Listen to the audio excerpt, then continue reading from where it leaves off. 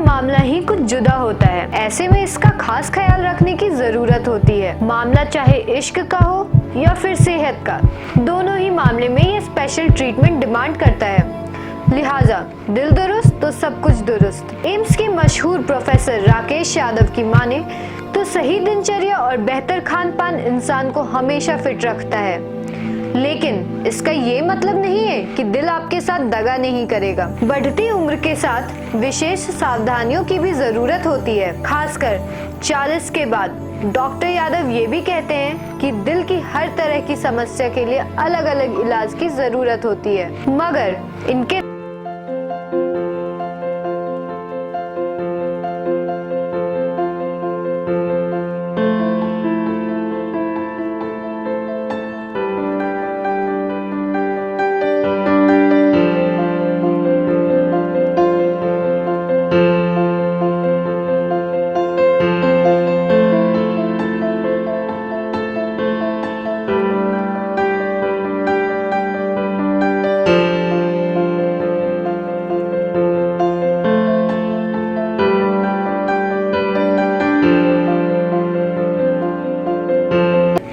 है नहीं, थोड़ी सी गड़बड़ी होने पर ही वह आपको खुद के बीमार होने का संकेत देने लगता है। बस जरूरत है उसको समझने और पहचानने के साथ वक्त रहते उसका सही इलाज कराने की। डॉक्टर यादव के मुताबिक दिल जैसे ही बीमार होता है वह इंसान को इसका संकेत भेजना शुरू कर देता है, जिसका सबसे आम लक्षण है एंजाइना या चेस्ट में दर्द होना। एंजाइना को छाती में भारीपन, असामान्यता, दबाव, दर्द, जलन, ऐंठन या दर्द के एहसास के रूप में पहचाना जा सकता है, लेकिन कई बार इंसान इसे अपच या हार्ट बर्न समझने की गलती कर देता है। एंजाइना कंधे, बाहों, गर्दन, गला, जबड़े या पीठ में भी महसूस की जा सकती है। खुद के बीमार होने का संकेत दूसरे तरीके से भी दे देता है, मसलन छोटी छोटी सांस आना, पल्पिटेशन, धड़कनों का तेज होना, कमजोरी या चक्कर आना, उल्टी आने का एहसास होना या पसीना आना जैसे लक्षण शामिल हैं। लेकिन ये यहाँ तक सीमित नहीं है, कई बार ये इतने दबे पांव आता है कि वह इंसान को संभलने का मौका भी नहीं देता।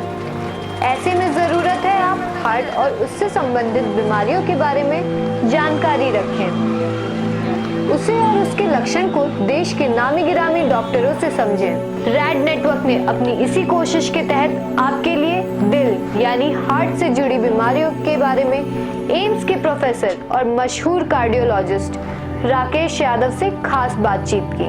अगर आप चाहते हैं कि आपका दिल आपके साथ दगाबाजी नहीं करे तो इस इंटरव्यू को पूरा जरूर देखिए।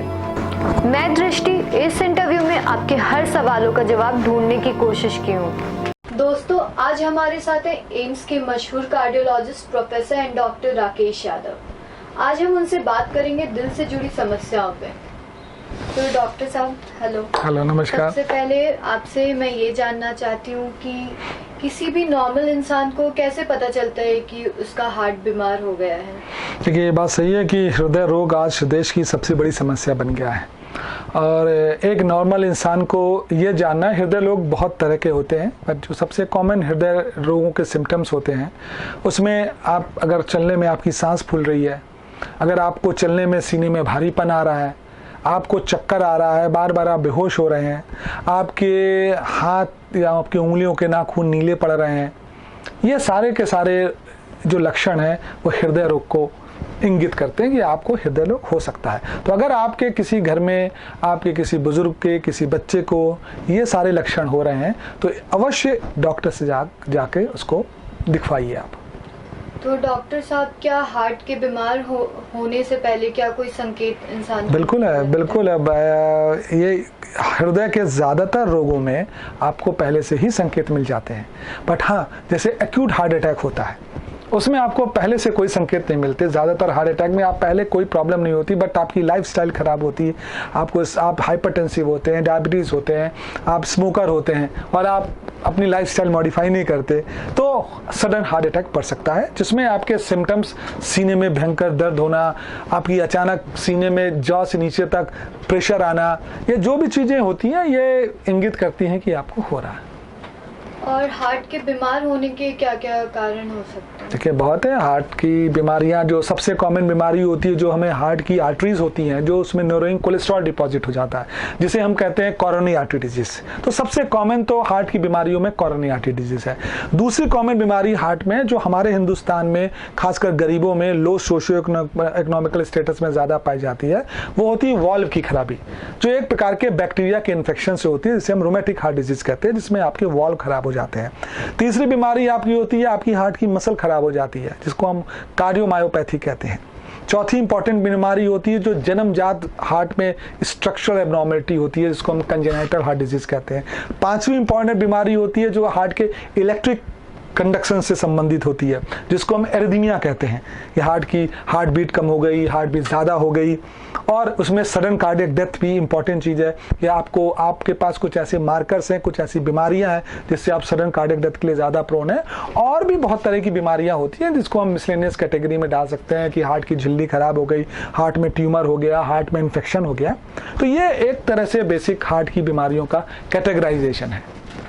क्या खराब लाइफस्टाइल भी लोगों को दिल का मरीज बिल्कुल बना नहीं सकता। खराब लाइफस्टाइल से ही ज़्यादातर कोरोनरी आर्टरी डिजीज होती हैं, जिसको हम हृदयघात कहते हैं, जिसे हम हार्ट अटैक कहते हैं, जिसे हम एक्यूट मायोकार्डियल इन्फार्क्शन कहते हैं। इसका सबसे इम्पॉर्टेंट प्रेसिपिटेटिंग काज है आपकी खराब लाइफस्टाइल। खराब लाइफस्टाइल क्या है? खराब लाइफस्टाइल सबसे इम्पॉर्टेंट चीज़ है कि आपका मोटापा, आपकी स्मोकिंग हैबिट, आपकी टोबैको हैबिट, आप सिडेटरी हैबिट जी रहे हैं, आपको डायबिटीज़ हो रही है, आपको ब्लड प्रेशर हो रहा है, आप उसको कंट्रोल नहीं कर रहे हैं, आप स्ट्रेस में हैं, आप ड्रग एडिक्ट हो रहे हैं। तो ये सारी चीज़ें मिला के आपकी इस बीमारी को प्रेसिपिटेट करती हैं, और अगर आप इनको कंट्रोल कर सकें तो बहुत हद तक इस पर कंट्रोल किया जा सकता है। डॉक्टर साहब, दिल के बीमार होने पर इंसान को किन किन तरह की बीमारियों का सामना करना? मैंने आपको बिल्कुल बताया, अगर आपका हृदय खराब हो गया, ये मान लीजिए अगर दिल ही ठीक नहीं है तो शरीर के सारे अंग बेकार हैं। जब दिल धीरे धीरे खराब होने लगता है तो वो प्रैक्टिकली आपके, क्योंकि वो एक पंपिंग चैम्बर है, आपके शरीर के हर अंग को वो ब्लड सप्लाई करता है, तो आपका हर अंग अफेक्ट हो सकता है। तो बिल्कुल है, दिल के खराब होने पे लास्ट में आपके सारे अंग भी अफेक्ट। हार्ट अटैक कब कैसे आ सकता है? देखिए बिल्कुल है, हमने अभी तक आपको यही बताया। हार्ट अटैक का सबसे कॉमन लक्षण क्या होता है कि आदमी बैठा हुआ है, सडनली उसको सीने में दर्द महसूस हुआ, दर्द नहीं भारीपन महसूस हुआ, ये दर्द बड़ा सीवियर दर्द होता है, आपको घबराहट हो रही है, कभी कभी आदमी बेहोश हो जाता है, अचानक बहुत सांस फूलने लगी। तो ये सिम्टम्स अगर हो रहे हैं और आपकी उम्र 40 के ऊपर है, अगर आपकी उम्र 40 से कम भी है तो उसको इग्नोर मत करिए, लेकिन 40 के ऊपर है तो ज़्यादातर चांस है कि हार्ट अटैक होगा। और अगर ऐसे सिम्टम्स हैं तो आप तुरंत मेडिकल एड लीजिए। जैसे अक्सर होता है कि लोग कहते हैं गैस का दर्द है साहब, इनो ले लिया, किसी ने डाइजिन की टैबलेट ले ली, ये आपके ट्रीटमेंट को डिले करता है, जो एक्यूट हार्ट अटैक के समय बहुत खतरनाक होता है। जितनी जल्दी आपको ट्रीटमेंट मिलेगा उतना आपका हार्ट सेव होगा और उतना आपके मरने की संभावना कम होगी। तो ये तो सिम्टम्स हैं एक्यूट हार्ट अटैक के। और हार्ट अटैक क्यों होता है? बिल्कुल है, मैंने आपको बताया जैसे आपकी हार्ट में 3 इंपॉर्टेंट आर्टरीज होती हैं जो आपके हार्ट की ब्लड को सप्लाई करती हैं। उनमें धीरे धीरे कोलेस्ट्रॉल का डिपोजिशन शुरू होता है और वो नैरो होती चली जाती हैं। कभी कभी क्या होता है, वो सडन रप्चर हो जाती हैं। वो कोलेस्ट्रॉल के प्लाक्स जो होते हैं वो सडन रप्चर हो जाते हैं। जब वो रप्चर होते हैं तो वहाँ खून का थक्का जम जाता है और आपकी आर्टरी बंद हो जाती है। जैसे ही आपकी आर्टरी सडन बंद होती है, आर्टरी जिस पार्ट को सप्लाई ब्लड कर रही थी वो डेड होना शुरू हो जाता है, और इसी को हार्ट अटैक कहते हैं। तो क्या हार्ट अटैक से प्रभावित व्यक्ति अपनी खुद से मदद कर सकता है? बिल्कुल मदद यही कर सकता है कि उसको जल्दी से पहचानिए और तुरंत डॉक्टर के पास जाइए। आप हार्ट अटैक को खुद इसके इलाज मत करिए। और अगर आपको ये हार्ट अटैक के लक्षण लग रहे हैं तो हम लोग कहते हैं, अगर आपको लगता है कि आपको डॉक्टर के पास पहुंचने में डिले होता है तो आप डिस्प्रिन की टैबलेट खा सकते हैं। बट कभी भी घर में जैसे लोगों की आदत होती है सॉर्बिट्रेट की टैबलेट रख देते हैं, ये काफ़ी रिस्की होता है। तो अगर आपको और आपके किसी को लग रहा है कि उसको हार्ट अटैक हो रहा है, जैसे मैंने सिम्टम्स बताए, तो आप ज़्यादा से ज़्यादा उसको एक डिस्प्रिन की टैबलेट दे दीजिए। दूसरा इंपॉर्टेंट, कभी उसको खड़े होकर मत ले जाइए, उसको लिटाइए और नियर जो भी डॉक्टर है जहां पर ईसीजी की सुविधा अवेलेबल है, कम से कम वहां पर जरूर ले जाइए इसको। डॉक्टर साहब, ये साइलेंट हार्ट अटैक क्या होता है और ये जनरल हार्ट अटैक से क्या? देखिए बेसिकली नहीं, कोई अलग नहीं होता। साइलेंट हार्ट अटैक का बेसिक मतलब होता है कि आपको चेस्ट पेन नहीं हुआ बस। अच्छा। जैसे आप डायबिटिक है, आपका पेन का थ्रेशोल्ड है, आपको बहुत माइल्ड सा कुछ पेन हुआ, आपको पता ही नहीं लगा, आपने उसको इग्नोर कर दिया, आपको लगा गैस की होगा, आपने कुछ ले लिया, तो इसको साइलेंट हार्ट अटैक और मैनिफेस्ट हार्ट अटैक दोनों के कॉम्प्लिकेशन एक ही की तरह है, बट साइलेंट में है कि आदमी उसका इलाज नहीं करा पाता। इसलिए साइलेंट हार्ट अटैक में मरीज को लगता है कुछ नहीं हुआ, डॉक्टर के पास जाता नहीं है, 3 महीने बाद डॉक्टर ने ECG की तो कहा साहब आपको तो हार्ट अटैक हुआ पड़ा। तो बेसिक साइलेंट हार्ट अटैक का ये मतलब होता है। सीने में दर्द हार्ट अटैक से पूर्व का संकेत है, ये मतलब? बिल्कुल है, मैं बार बार यही कह रहा हूँ, ये सीने में दर्द ही नहीं है। अगर सीने में भारीपन आ रहा है, आपको लग रहा है कि आपका चेस्ट कंप्रेस हो रहा है, आपको कुछ अजीब सी बहुत स्ट्रांग फीलिंग हो रही है, ये दर्द आपके हाथों में जाएगा, कभी कभी ये दर्द आपके कान तक भी जाता है, तो ये कोई भी मैनिफेस्टेशन हो सकता है। बट अगर आप उस उम्र के हैं और आपको डायबिटीज है, ब्लड प्रेशर है, कोई ऐसे सिम्टम्स हो रहा है, तो उसको इग्नोर नहीं करना चाहिए, ये सबसे इंपॉर्टेंट चीज है बस। और सांस की समस्या क्या दिल से जुड़ी होती है? बिल्कुल है, दिल में बहुत बीमारियों का मैनिफेस्टेशन तो सांस ही फूलना होता है। आपके वाल्व खराब है, इसका मैनिफेस्टेशन क्या है? आपकी सांस फूलेगी। आप कहे साहब हम 1 साल पहले तो 2 मंजिला चढ़ जाते थे, अब हम 1 मंजिला चढ़ने में मेरी सांस फूल रही है। तो सांस फूलना जो फेफड़े के रोगों से भी होता है, बेसिकली कहते हैं ना आपके फेफड़े खराब है तो आपकी सांस फूलेगी, लेकिन हृदय रोग का भी बहुत इंपॉर्टेंट लक्षण सांस फूलना है। और खासकर अगर आपको ये लगता है कि लेटने में आपकी सांस ज्यादा फूल रही है, जैसे भाई मरीज ने कहा डॉक्टर साहब आजकल बड़ी सांस फूल रही है, लेकिन लेटते हैं तो हमारी सांस ज्यादा फूलने लगती है, या रात में हमको 2-3 घंटे बाद सोने के बाद उठना पड़ता है सांस फूलने के कारण, तो ये बिल्कुल इंगित करता है कि आप किसी ना किसी सीरियस हृदय रोग से पीड़ित हैं।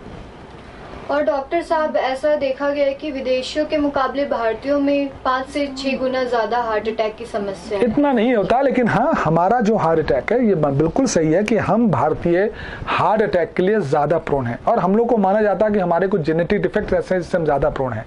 हमारी हार्ट अटैक की उम्र 10 साल कम है। अगर एवरेज विदेशों में 60 साल की उम्र में हार्ट अटैक होता है तो हमारी एवरेज उम्र 50 साल है।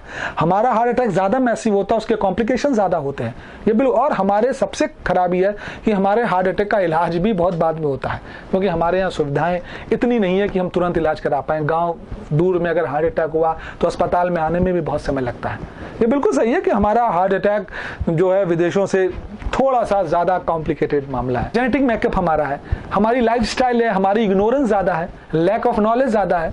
ट्रीटमेंट का भी भाई आप दिल्ली के एम्स में आ जाएं तो अलग बात है, लेकिन आप ये कल्पना करिए कि एक गांव जहां 10 किलोमीटर एक PSC है, अगर घर में हार्ट अटैक हुआ तो 10 किलोमीटर ले जाने में ही उनको 2 घंटे लगेंगे। और एक्यूट हार्ट अटैक अगर हो रहा है तो ये माना जाता है कि 6 घंटे के अंदर अगर आप नहीं पहुंच पाए तो जो हम एंजियोप्लास्टी कहते हैं या जो हम खून थक्का डिजोल्व करने की दवा देते हैं, इनका असर बहुत कम हो जाता है। तो जितना जल्दी पहुंचेंगे उतना हार्ट सेव होगा, जितना डिले पहुंचेंगे उतना हार्ट डैमेज हो चुका होगा।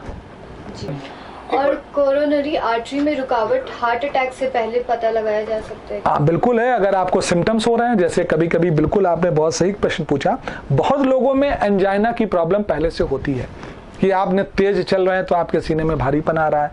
आपने महसूस किया कि अभी तो हम 3 सीढ़ियां चढ़ लेते थे स्टोरी, अब एक स्टोरी में जब चढ़ते हैं तो सीना भारी हो जाता है, यहाँ दर्द महसूस होता है, जो दर्द कंधों पे जाएगा। अगर ऐसे सिम्टम्स एक्सर्शन पे कोई आपको अनड्यू सिम्टम्स हो रहे हैं तो ये आपको कोरोनरी आर्टरी डिजीज का एक मैनिफेस्टेशन हो सकता है।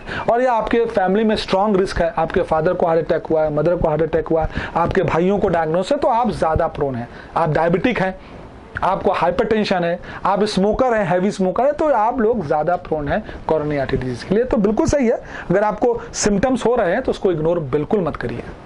और इसके लिए लोगों को क्या करना चाहिए? बिल्कुल सावधान रहना चाहिए, पब्लिक अवेयरनेस बढ़ानी चाहिए, और सबसे इंपॉर्टेंट चीज है कार्डियोलॉजी में prevention is the only cure, there is no cure. आपको एक बार हार्ट अटैक हो गया, उसका क्योर नहीं है, हम सिर्फ उसका इलाज करते हैं, तो इसका क्योर सिर्फ प्रिवेंशन है। इसलिए लोगों को पहली बात जागरूक होना पड़ेगा। ये जागरूक होना पड़ेगा कि हम हार्ट के लक्षणों को पहचानें, इनकी बीमारियों को पहचानें। दूसरी बात है, हमें अपनी लाइफस्टाइल चेंज करनी है, बिल्कुल चेंज करनी है। मैं बहुत स्ट्रांगली बिलीवर हूं कि अगर आप एक कम्युनिटी की लाइफस्टाइल चेंज करेंगे तो हार्ट अटैक ही नहीं, और बीमारियां जैसे डायबिटीज है वो भी एक बहुत बड़ा किलर है, ब्लड प्रेशर है ये भी एक बहुत बड़ा किलर है। तो अगर आप एक कम्युनिटी में अवेयरनेस इन बीमारियों के बारे में फैलाएं, लाइफस्टाइल के बारे में फैलाएं, और लाइफस्टाइल में सबसे डेंजरस चीज स्मोकिंग है। Any product tobacco product intake. तो टोबैको का सेवन बिल्कुल खत्म करें। आप इंकरेज करें कि आप अपने घर का खाना खाएं, जो जंक फूड है उनको अवॉइड करें। आप इंकरेज करें कि आप वॉक करें, अपना वजन कंट्रोल करें। आप इंकरेज करें कि आप एक स्वस्थ खाना खाएं। ये सबसे जरूरी चीज है।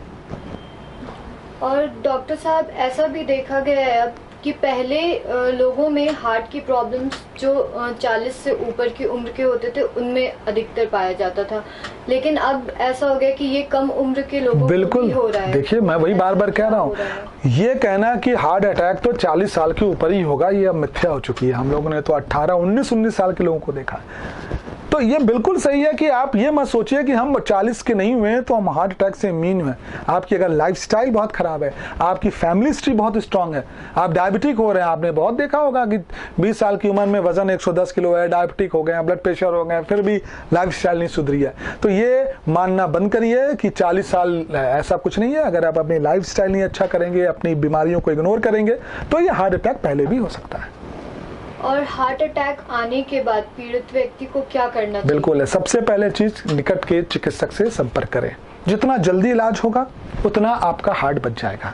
दूसरी इंपॉर्टेंट चीज है कि जो इलाज है, एक बार आपको हार्ट अटैक हो गया तो कुछ दवाएं तो आपको लाइफ लॉन्ग खानी है, क्योंकि आपके कोरोनरी आर्टरी में कोलेस्ट्रॉल डिपॉजिट होने की टेंडेंसी है। जैसे एस्प्रिन हो गई, जैसे स्टैटिन हो गई जो कोलेस्ट्रॉल कम करती है। तो कुछ दवाएं तो आपको जिंदगी भर खानी है।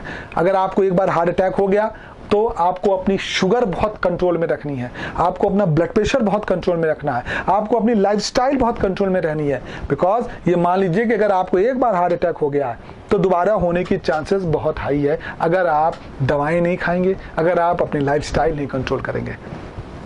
कोरोनरी एंजियोग्राफी क्या है? बिल्कुल है, कोरोनरी एंजियोग्राफी एक जांच है जिसमें हम नीचे से या फिमोरल आर्टरी जो नस है उससे एक तार डाल के हम जो हार्ट की आर्टरीज हैं उनको, उसमें वो एक आयोडाइज्ड हमारा कंट्रास्ट होता है, हम उसको उसमें डालते हैं, एक्सरे में उसको इमेज करते हैं तो हमको पूरी कोरोनरी आर्टरीज दिखाई पड़ जाती है कि क्या है, उसमें कितनी नैरोइंग है, नॉर्मल है, उसकी कितनी ब्रांचेस हैं। तो पूरी की पूरी कोरोनरी आर्टरी हमें दिख जाती है, उसे हम कोरोनरी एंजियोग्राम कहते हैं, जिससे हमें पता लगता है कि कहाँ कहाँ कोलेस्ट्रॉल डिपॉजिट है, कहाँ कहाँ नैरोइंग है, कितने % नैरोइंग है। तो ये एक जांच है हमारी। तो इस जांच के फायदे क्या हैं? और बिल्कुल है, इस जांच से हमको ये पता लगता है कि आपकी आर्टरीज में नैरोइंग कितनी है। तो फायदे तो बहुत हैं। पहले कोरोनरी एंजियोग्राफी हम सिर्फ यहाँ से करते थे, अब हम सीटी के माध्यम से भी कर सकते हैं, जिसमें हमको पंचर नहीं करना पड़ता, जिसमें हमको तार नहीं डालना पड़ता। सीटी स्कैन में डाई दे के हम उसकी एनाटॉमी पता लगा सकते हैं। तो ये एक बहुत ही यूजफुल टेस्ट है आपके हार्ट की कोरोनरी आर्टरी डिजीज के एवेल्युएशन में और ट्रीटमेंट में। और क्या ये टेस्ट होश में रहकर? बिल्कुल होश में, हम आपसे बात करते रहते हैं, लोकल एनेस्थीसिया में होता है, ये बिल्कुल होश में होता है, इसमें कोई बेहोश नहीं किया जाता है। डॉक्टर साहब, ये एंजियोप्लास्टी क्या है? बिल्कुल, एंजियोप्लास्टी आपकी अगर कोरोनरी एंजियोग्राम किया और आपने एक नस में 80-90% नैरोइंग पाई, अब हम क्या करते हैं, उस नैरोइंग को एंजियोप्लास्टी के माध्यम से हम उस नैरोइंग को खत्म कर देते हैं। पहले हम उसमें एक वायर डालते हैं, फिर एक बैलून से उस नैरोइंग को फुलाते हैं, फिर उसमें एक स्टेंट डाल देते हैं। तो बेसिक एंजियोप्लास्टी कोरोनरी आर्टरी की जो नैरोइंग है उसको ट्रीट करने के लिए जो शब्द इस्तेमाल करते हैं उसको हम कोरोनरी एंजियोप्लास्टी करते हैं। और डॉक्टर साहब, ये स्टेंट क्या है? बिल्कुल है, वही स्टेंट एक तरह से आप मेटालिक मेश है। मेटालिक मेश है, वो क्या होता है, एक बैलून के ऊपर क्रिम्प होती है। तो जब हम इस बैलून को, आपका जो जैसे 90% नैरोइंग है, हमने ये बैलून स्टंट डाला, फिर बैलून फुला दिया, तो ये स्टंट जो मेस में था ये फूल गया। फूलने से उसने क्या किया, वेसल वॉल में एक तरह का सपोर्ट दे दिया कि वो नैरोइंग नहीं हुई। तो स्टंट एक मेटालिक थिंग है जो जहां जहां वेसल में नैरोइंग होती है उसको वो एक तरह से आप मान लीजिए कि मेश करके उस नैरोइंग को कम कर देता है। ओपन हार्ट सर्जरी क्या है? बिल्कुल है, अगर हम बिल्कुल है, जिन आर्टरीज में इतनी नैरोइंग जैसे आदमी में होती है कि हम स्टंट नहीं डाल पाते हैं, फिर हम क्या करते हैं, ओपन हार्ट करके ग्राफ्ट लगाते हैं। आपके पैरों की नसों का, आपके हाथ की रेडियल नसों को लेके हम जहां नैरोइंग होती है उसको एक ग्राफ्ट लगा के बाईपास कर देते हैं, उसे हम बाईपास सर्जरी कहते हैं। ये एक सर्जिकल प्रोसीजर है जिसमें डेफिनेटली चेस्ट को काटना पड़ता है, हार्ट को कुछ सर्जिकल प्रोसीजर में हार्ट को हमें बाईपास में डालना पड़ता है, और कुछ हम बिना बाईपास डाल के भी कर सकते हैं। डॉक्टर साहब, ये हार्ट ट्रांसप्लांट क्या है? बिल्कुल है, जब आपका हार्ट इतना खराब हो गया कि हमारे पास कोई ऑप्शन नहीं बचा, तो हम उस हार्ट को निकाल के एक डोनर के हार्ट से रिप्लेस कर देते हैं, जिसको हम हार्ट ट्रांसप्लांट कहते हैं। बट अगर आप किसी जिंदा इंसान का हार्ट निकाल देंगे तो मर जाएगा। तो हार्ट ट्रांसप्लांट सिर्फ उन्हीं लोगों का हो सकता है जो ब्रेन डेड हो, बट बाकी उनका हार्ट काम कर रहा हो। बिल्कुल डेड नहीं है, ये हार्ट ही पंप हो रुक गया है, वो ब्रेन डेड है। अब ब्रेन में रिकवरी नहीं हो सकती है, बट हार्ट उनका काम कर रहा है। अब ब्रेन में रिकवरी नहीं हो सकती तो आदमी वेजिटेटिव लाइफ है, तो हम उनका हृदय निकाल के उन लोगों के हृदय में डाल देते हैं जिनका हृदय इतना खराब हो चुका है कि अब दवाओं से या किसी और सर्जिकल प्रोसीजर से वो ठीक नहीं हो सकता है। और हार्ट ट्रांसप्लांट हमारे देश में कितना कारगर है? बहुत कारगर है। अब तो हमारे यहाँ एम्स में पहला ट्रांसप्लांट 2005 में शुरू हुआ था और अब से करीब 50 ट्रांसप्लांट टोटल हो चुके हैं, जो अभी कुछ दिन पहले 50वां पूरा हुआ है। और हाँ, कारगर तो है ही है। अब उसके रिजल्ट भी जैसे जैसे नई तकनीक आ रही है, जैसे जैसे नई दवाएं आ रही हैं, उसके रिजल्ट भी बहुत अच्छे हैं। और जो वर्ल्ड स्टैंडर्ड है कि हार्ट ट्रांसप्लांट के मरीज 80% मरीज 10 साल तक जिंदा रहते हैं, तो एक बहुत अच्छा डाटा है। और डॉक्टर साहब, क्या पुरुष और महिलाओं में हार्ट अटैक के अलग अलग लक्षण होते हैं या फिर? नहीं, लक्षण तो एक ही होता है, बट हाँ ये माना जाता है कि महिलाएं मीनोपॉज तक और हार्ट अटैक से थोड़ी सी प्रिवेंट रहती हैं। बट मीनोपॉज के बाद आदमी और मर्द में कोई अंतर नहीं है, बट मीनोपॉज से पहले डेफिनेटली महिलाओं को हार्ट अटैक पुरुषों की अपेक्षा कम होता है। और हार्ट प्रॉब्लम्स पे कंट्रोल करने के लिए लोगों को क्या करना चाहिए? जितनी देर हमने बात किया वही करना चाहिए। और ये मान लीजिए कि इसको बहुत लाइटली मत लीजिए। हम यंग जनरेशन को कहना चाहेंगे कि मौज मस्ती ठीक है, बट ये जानना कि इस मौज मस्ती से आपकी 40 साल बाद या 50 साल बाद आपको हृदय रोग हो जाए, तो उस मौज मस्ती को कम करिए, इसको जानिए, अपनी लाइफस्टाइल हेल्दी रखिए। हम हमेशा कहते हैं कि काम करने से हार्ट अटैक नहीं होता, आप किस तरह काम करते हो उससे हार्ट अटैक होता है। आप स्ट्रेस में करते हैं, आप स्मोकिंग कर रहे हैं, आप रात भर सो नहीं रहे हैं, आप खूब मेहनत करिए लेकिन खुश होकर करिए, तो हो सकता है अपनी लाइफस्टाइल चेंज करने से इस देश में इस जो युवा भविष्य है, जो बाद में जाके इस देश के कंधार बनेंगे, कहीं ऐसा ना हो कि 40 साल में उनको हार्ट अटैक हो गया और वो हैम्पर हो जाएं और वो अपनी जिंदगी नॉर्मल ना जी पाएं। और डॉक्टर साहब, हमारे हार्ट के लिए योग कितना फायदेमंद है? योग क्या है? योग हम तो कहते हैं it is a spiritual, mental and physical exercise. Exercise usually physical होती है, हमने कहा आप दौड़िए, आपने फिजिकल एक्सरसाइज कर दी, बट आपकी मेंटल और स्पिरिचुअल एक्सरसाइज कहाँ? तो योग इन तीनों चीजों का समागम है। और डेफिनेटली हम हमेशा कहते हैं कि लाइफस्टाइल मॉडिफिकेशन क्या है। आप कहेंगे साहब अपनी फिजिकल लाइफस्टाइल ठीक करिए, हम कहते हैं नहीं, सबसे पहले आप अपनी स्पिरिचुअल लाइफस्टाइल ठीक करिए। जब तक आप अच्छा सोचेंगे नहीं, जब तक आपकी सोच में नहीं आएगा कि सिगरेट पीना बुरा, आप कभी नहीं छोड़ पाएंगे। तो आप योग mental, physical and spiritual lifestyle का एक समागम है। और डेफिनेटली योग बहुत अच्छी चीज है अगर आप करते हैं। योग को आप धर्म से मत जोड़िए, योग को आप किसी विधा से मत जोड़िए।